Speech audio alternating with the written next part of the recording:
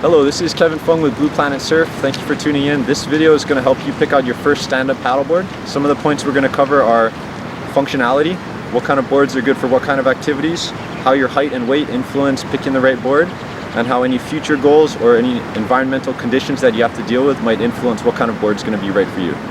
Let's go to the Blue Planet shop on Ward Ave in Honolulu, Hawaii, and I'll show you some of the boards that we got.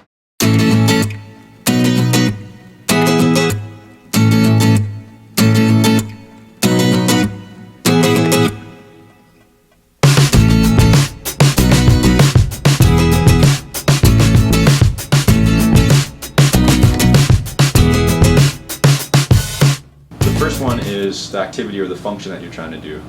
Like I said before, in general you got three types of paddlers. You got racers, surfers, and recreational paddlers. For racers, you're usually trying to look for as long a board as possible, something narrow to optimize the speed by decreasing the drag. The second type of board you're going to see is a surf-inspired stand-up board. These guys usually have much more pinched-in noses, pinched-in tails, and are a lot narrower in general. What that does is that just enables the rider to optimize surfability. The pinched-in nose, pinched-in tail just provides quicker response when you're trying to do maneuvers. Narrower boards offer faster rail-to-rail responsiveness too, so when you're trying to do a carve, you do that bottom turn on one rail, transition over to the other rail. It's a little quicker if you got a narrower board. But to me, one of the defining features of surf-inspired stand-ups are low volume. I mean, if you look at this guy right here, 92 liters for our 7/8 Ninja Ripper.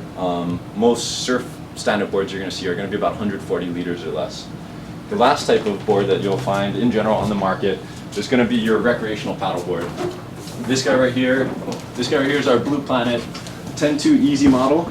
Relative to the race board and the surfboard, I mean, you can definitely see that it's got a much fuller outline in the nose, not as pointy as the Ninja Ripper or the race board over there. Fuller tail too, wider board in general. This guy's 32 inches wide. The Ninja Ripper is only 27, the race board's about 28. What wider boards offer is just more stability. And for someone who's looking to do recreational paddling, wider, thicker, fuller outline boards just offer more ease of use. The next point we're going to cover is going to be how height and weight influence what paddleboard's right for you.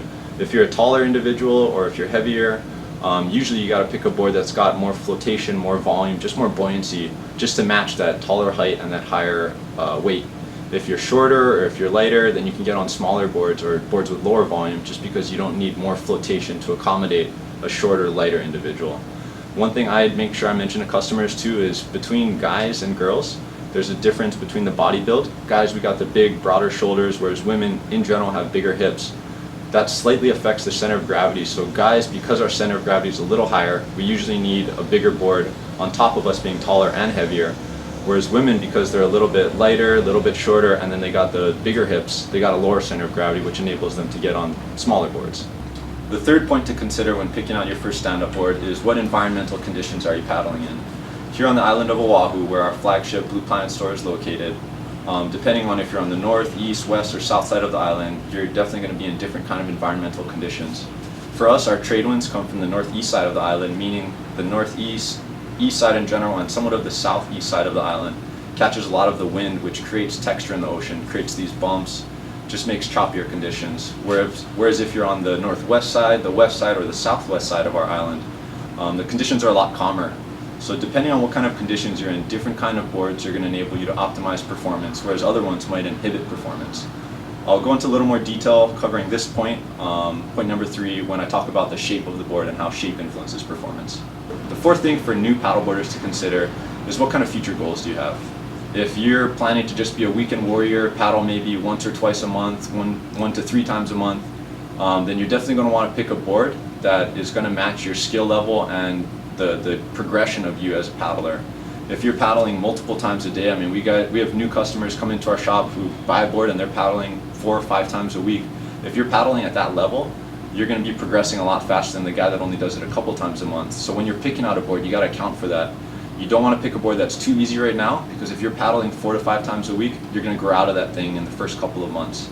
If you're a weekend warrior kind of guy where you're only paddling a handful of times in a month, pick a board that's suited for you properly right now, because in the future, because you're not really progressing too much, that board's still going to be suited for you.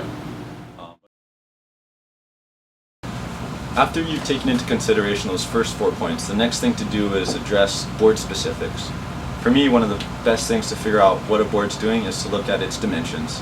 For all of our boards, you can see on the side of our rails, we got our model name, so this guy's our Fun Stick model, and then we got our dimensions: length, width, thickness, and volume.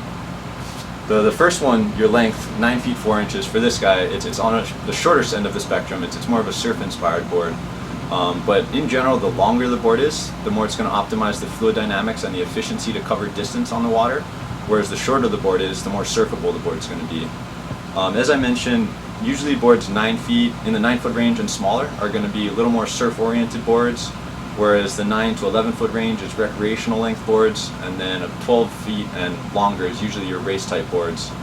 But yeah, longer boards, they optimize the fluid dynamics, whereas shorter boards, they just increase the maneuverability of the board. If you can picture it surfing, when you got a surf stance going on, if I got my front foot over here, my back foot over here, when I'm trying to maneuver this board, if I have more board existing beyond my front foot, it's harder for me to maneuver that thing. Whereas if I have less board existing beyond my front foot, it's a lot easier to pivot that guy back and forth. So in general, the longer the board is, the more efficiently it will cover distance across water, whereas the shorter the board is, the more it's going to optimize maneuverability. The second dimension for you to consider is the width of the board. Our Fun Stick model is 33 inches wide. At that width, it's a relatively stable board because of how wide it is. The average spectrum of widths for stand-up paddleboards is about 28 inches to about 36 inches. The higher end of the spectrum, 34, 35, 36 inch wide boards, are going to be extremely stable boards and definitely recommended for newer, balance challenged individuals or people who are possibly looking to do some tandem riding or just get multiple people on the board. Boards 30 inches or narrower are going to be less stable but offer a lot more surfability or speed for someone who's looking to do recreational paddling or racing. With width, it's important to take into account that on one end of the spectrum we're gaining stability, whereas on the other end of the spectrum we're optimizing performance. The key difference between those two is wider boards have more surface area and create more drag, whereas narrower boards have less surface area, create less drag, and offer a lot more responsiveness. The third dimension to take into consideration is the thickness of the board. Out of the 4 dimensions that you look at when you're kind of analyzing a board, I would say thickness is probably the least important or the least you should concern yourself with. The reason for that is thickness can often be a misleading number. Thickness is measured from the widest point on the board, and for our Fun Stick model, I would estimate the widest point of the board to be right about here. If we were to use these calipers, I mean, it can't reach all the way to the middle, but you can see that it's roughly in that 4.4 inch range. I mean, there's a little higher, but that's taking into account the deck pad thickness. But the reason the thickness can be so misleading is if we kind of move over to the tail of the board, you can see that the tail thins out a lot, and now we're no longer looking at a 4-inch thickness, we're just over an inch thickness. Same thing with the nose. If we move up towards the nose and we use these calipers and just kind of draw a line up to the tip of the nose, we're tapering out again, so that thickness isn't maintained from the very tip of the nose to the very tail, which is why it sometimes can be a misleading number when trying to account for how floaty is this board. Another major factor that's going to influence how floaty the board is, and as a result of the thickness dimension, is the way the rails are designed. If you look at these rails over here, they're a little on the thicker side, I would say. But if you have a board that has a convex deck that gets progressively thicker towards the middle of the board, you're going to see a lot of decrease in volume as you taper off towards those rails. So once again, this is just kind of alluding to the fact that the thickness of the board is probably the least important dimension you should concern yourself with. Out of the 4 dimensions, for the stand-up world specifically, the 4th dimension is one of the most important to consider. This guy is measured in liters. It's the volume of the board, or the water displacement of the board. Essentially what that number tells you is how floaty this board is. If you have a higher volume in the board, so something in the 200 liter range, 210, 220 liter range, that's a big board. It's going to be designed to float someone who's relatively tall, a little on the heavier side, or enable someone who's a little balance challenged or someone new to the industry to acclimate to the board a little easier. We have a really nice volume diagram that we created just to help our customers figure out what is an appropriate volume for me, depending on the skill level I'm at and the activity I'm doing. For this volume chart, the first thing you're going to have to do is take your weight in pounds and figure out what your weight is in kilograms. If you know your weight in kilograms, great. But the way you figure out your weight in kilograms is you take your weight in pounds and divide it by 2.2. Once you have your weight in kilograms, from there if you look at the right hand column, you can see that you're taking that body weight in kilograms and you're going to multiply it by some type of multiplier. These multipliers enable us to just offer a approximate volume recommendation based off the individual's weight. So if you look at the first category, just as an example, the beginner / balance challenged or touring and race board paddlers, they're going to take whatever their body weight is in kilograms and multiply it by a 2.2 or up to 3 multiplier, and then that's going to give them an approximate volume. The reason we provide a range for the multiplier is within that category there's different skill levels of paddlers. So if you're more of a beginner or newer, then you're going to want to multiply it times that 3 multiplier, whereas if you're a little more advanced, a little more experienced, you're going to want to multiply it by that 2.2. If you're somewhere in between, then pick a number in between that's comfortable for you based off that multiplier range. The last set of things you're going to want to take into account when picking out your first stand-up board, other than what is the function and the kind of the overall performance and what kind of dimensions are you looking at, is what is the shape of my board and how is that shape going to influence performance. For me, just to simplify it, I break down shape into 4 categories. You got the shape of the nose, you got the shape of the tail, you got the shape of your rails, and then you have what's called your rocker line, or that banana shape to the board. In the stand-up paddleboard world and the surfing world in general, you're going to see 2 kinds of noses. These are the 2 kinds of noses in general you're going to see. The top board is our 7/8 Ninja Ripper. You can see it's a much more pointed off nose, pulled in for optimized surfability from a maneuverability standpoint, whereas the board on the bottom is our 10/0 Paradise model.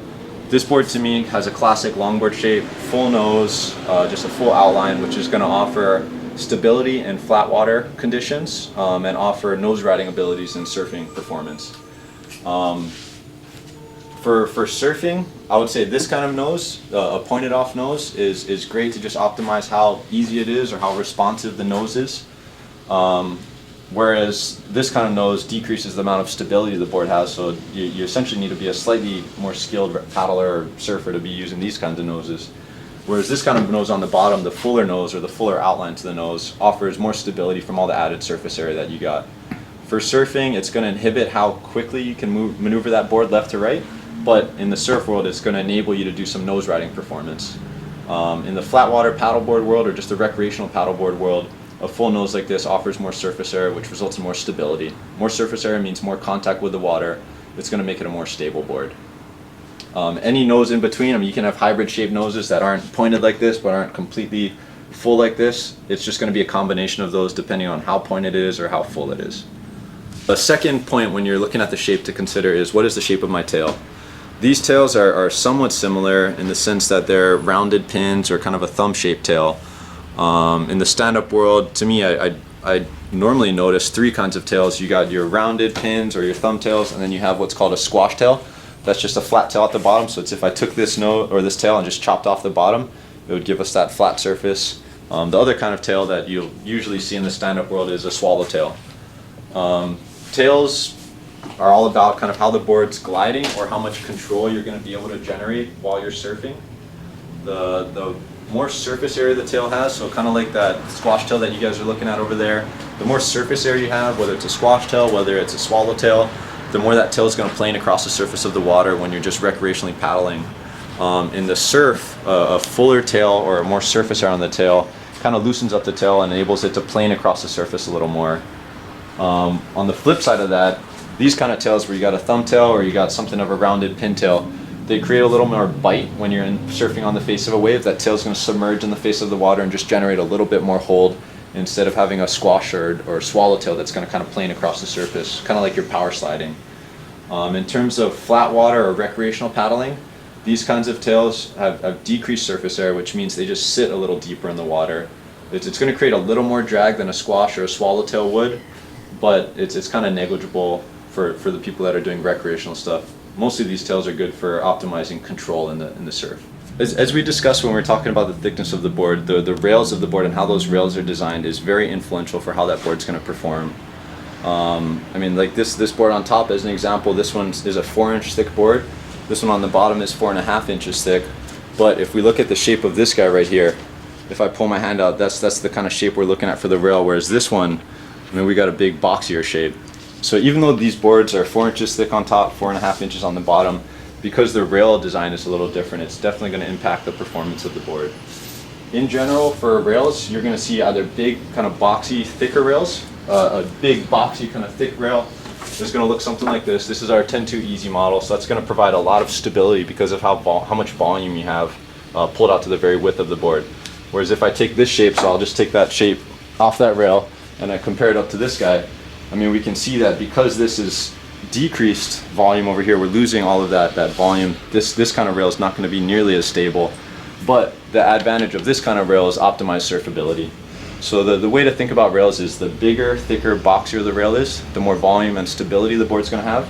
Whereas if we can taper out that rail, kind of thin it out, that's going to optimize the surfability. The fourth point to consider when addressing the shape of a board is to consider the rocker line. If you don't know what the rocker line is, it's just that banana shape to the board. In general, you're going to see on kind of high performance surf stand-ups a lot more rocker in the nose. This is called your entry rocker, or your nose rocker. You can see that this nose kind of flares up a lot more over here.